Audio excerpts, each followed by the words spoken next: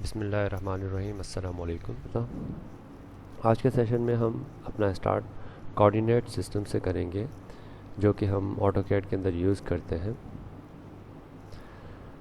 तो ऑटोकैड के अंदर बेसिकली हम दो कोऑर्डिनेट सिस्टम यूज़ करते हैं। पहला है कार्टेशियन कोऑर्डिनेट सिस्टम, दूसरा है polar coordinate system. Cartesian coordinate system के मज़ीद दो डिफरेंट मेथड्स हैं यूज़ करने के, जिसमें से एक है एब्सोल्यूट और दूसरा है रिलेटिव। पहले हम कोऑर्डिनेट सिस्टम्स को समझ लेते हैं कि ये कार्टेशियन सब क्या मुराद है और पोलर से क्या मुराद है। बेसिकली कोऑर्डिनेट सिस्टम का जो पर्पस है वो पोजीशन को डिफ़ाइन करना है किसी भी पॉइंट की। तो उस पॉइंट की पोजीशन को हम दो तरीक़ों से डिफ़ाइन कर सकते हैं, या तो कार्टेशियन के साथ या तो पोलर कोऑर्डिनेट सिस्टम के साथ। मेरे राइट हैंड पर जो आपको पिक्चर नज़र आ रही है, इसके अंदर आपके पास डिफरेंट एंगल्स मौजूद हैं। तो जब आप बात करते हैं पॉलर्स की, तो दरअसल हम एंगल्स की बात कर रहे होते हैं। यानी अगर हमें एक लाइन की पोजीशन डिफ़ाइन करनी है, लेट्स सपोज एक हॉरिजॉन्टल लाइन ड्रॉ करनी है 10 इंचेस की। सो हॉरिजॉन्टल लाइन पे हमने लेंथ तो डिफ़ाइन कर ली 10 इंचेस, और उसकी ओरिएंटेशन हम एंगल के थ्रू डिफ़ाइन करेंगे 0 या 180। तो डायरेक्टली एक हॉरिजॉन्टल लाइन ड्रॉ हो जाएगी। तो इस तरह हम एंगल और लेंथ के थ्रू जब उसकी पोजीशन डिफ़ाइन करेंगे तो उसको हम पोलर कोऑर्डिनेट सिस्टम कहेंगे। एंड जब हम कार्टेशियन की बात करते हैं तो कार्टेशियन के अंदर हम एक्स और वाई के फॉर्मेट में अपनी पोजीशन को डिफ़ाइन करते हैं कि आपका जो पॉइंट है वो एक्स एक्सिस पे कितने पॉइंट्स या कितने यूनिट्स पर मौजूद है और वाई एक्सिस पे कितने यूनिट्स पे मौजूद है। फॉर एग्ज़ाम्पल इस वक्त जो ये पॉइंट 2,3 इस पॉइंट की जो पोजीशन है, पहला जो हमारे पास कोऑर्डिनेट होगा वो हमेशा एक्स एक्सिस का होगा, दूसरा कोऑर्डिनेट हमेशा वाई एक्सिस का होगा।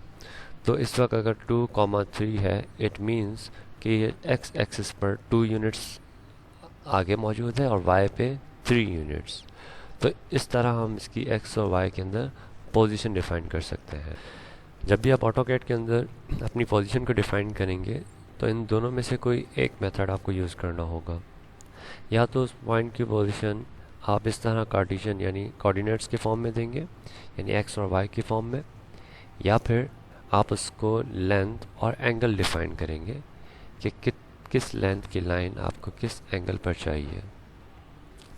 हम डायनामिक इनपुट के थ्रू डिफ़ाइन करते हैं कि हम कार्टेशियन कोऑर्डिनेट सिस्टम में काम करना चाह रहे हैं या पोलर कोऑर्डिनेट सिस्टम के अंदर। तो अगर हमारा डायनामिक इनपुट ऑफ होगा तो हमारा कोऑर्डिनेट सिस्टम ऑटोमेटिकली कार्टेशियन के अंदर आ जाएगा, और हमारा डायनामिक इनपुट अगर ऑन होगा तो हमारा coordinate system polar coordinate system कहलाएगा। सो अब हम अपने ऑटोकैड की तरफ मूव करते हैं और इन कोऑर्डिनेट सिस्टम को हम अप्लाई कैसे करते हैं उसका ज़रा प्रैक्टिकल कर लेते हैं।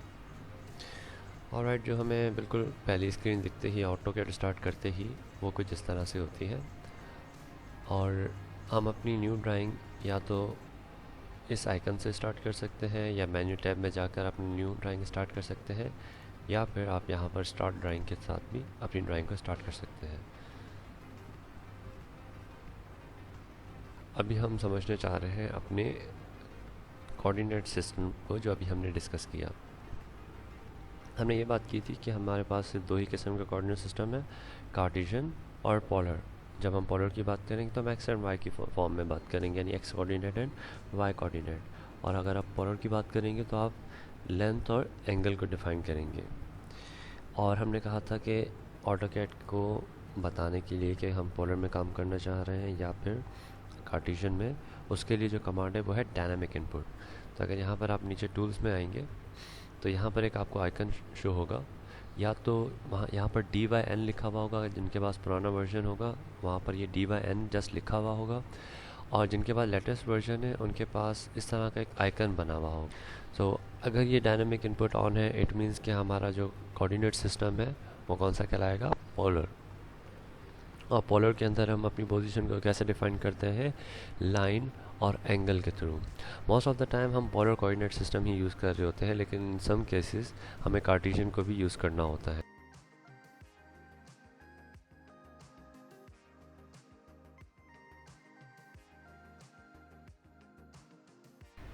ऑलराइट, अब हमने अपना कोऑर्डिनेट सिस्टम डिसाइड कर लिया जो कि है पोलर, और उसको हमने डिसाइड किया डायनामिक इनपुट ऑन करके। फिर हमने अपने यूनिट सेट कर लिए जो कि है इंचेस के अंदर, अपनी प्रिसिशन को सेट कर लिया अप टू 3 डेसिमल। अब हम जा रहे हैं लाइन को स्टार्ट करने।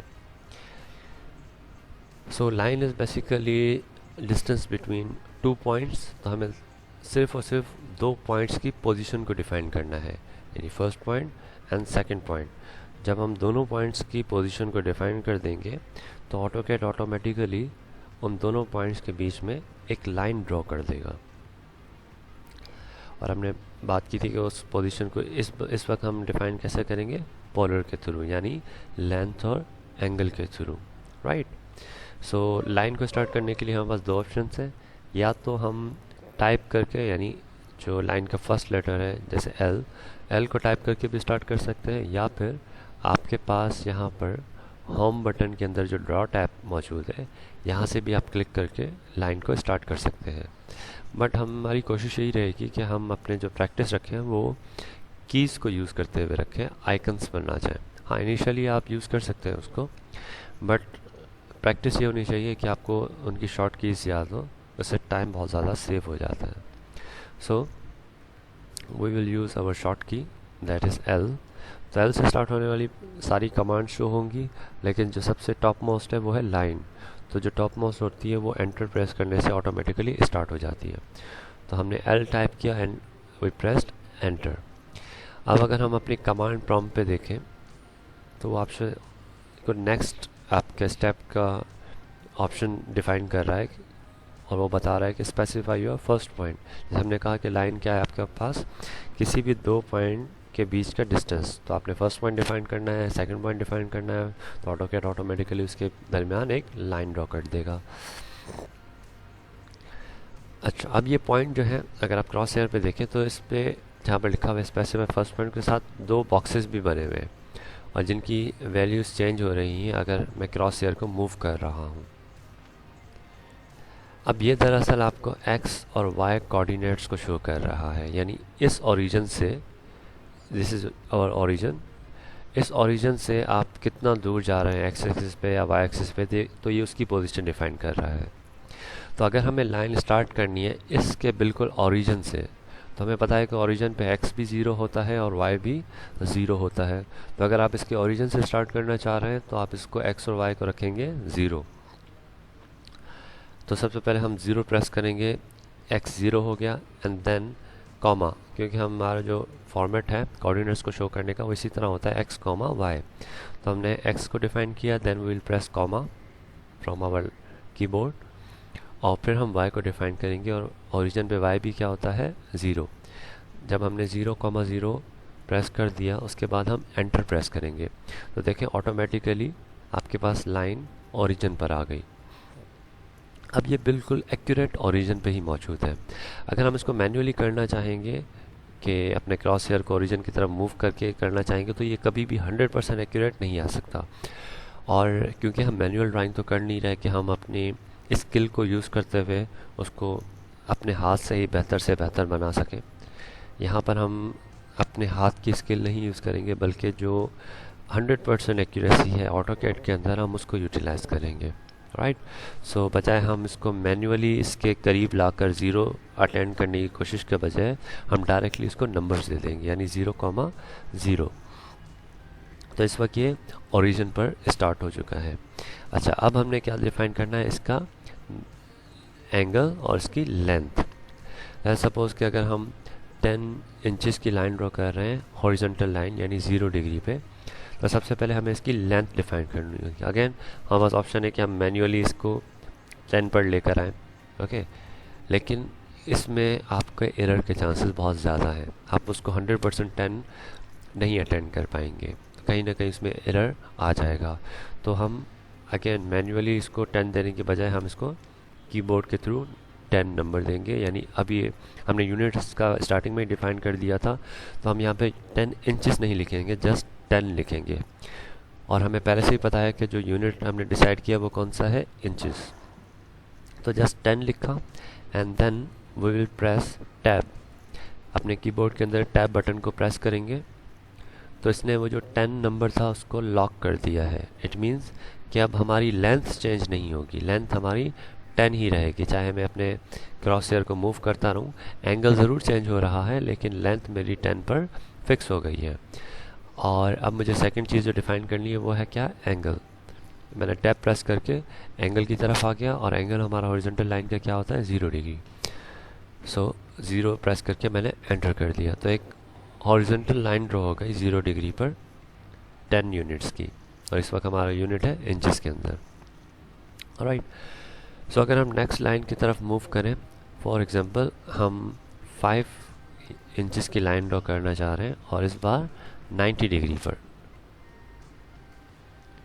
सो हमारे पास एक वर्टिकल लाइन आ गई जिसका यूनिट क्या है, 5 इंचेस।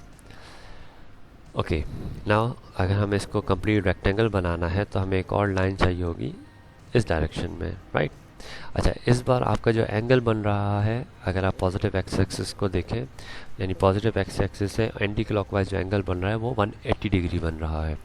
तो मुझे लेफ़्ट हैंड पर आने के लिए इसको जो एंगल देना होगा वो 180 देना होगा। सो पहले मैं इसकी लेंथ को डिफाइन करूँगा यानी 10, एंड देन टैप प्रेस कर कर इसका एंगल यानी 180। तो मेरे पास ऑटोमेटिकली ये लाइन ड्रॉ हो गई। अब अगर आप इसमें कमांड प्रॉम्प्ट में देखें तो आपको नेक्स्ट ऑप्शन क्या दे रहा है, स्पेसिफाई नेक्स्ट पॉइंट। जैसे अब तक हम करते आ रहे थे कि पहले हमने इस पॉइंट को डिफाइन किया, फिर हमने इस पॉइंट को डिफाइन किया, एंड देन हमने थर्ड पॉइंट को डिफाइन किया। अभी भी हम चाहें तो इस पॉइंट को डिफाइन कर सकते हैं, या फिर आपको 2 ऑप्शंस और भी दे रहा है, वो क्या है, क्लोज या अनडू।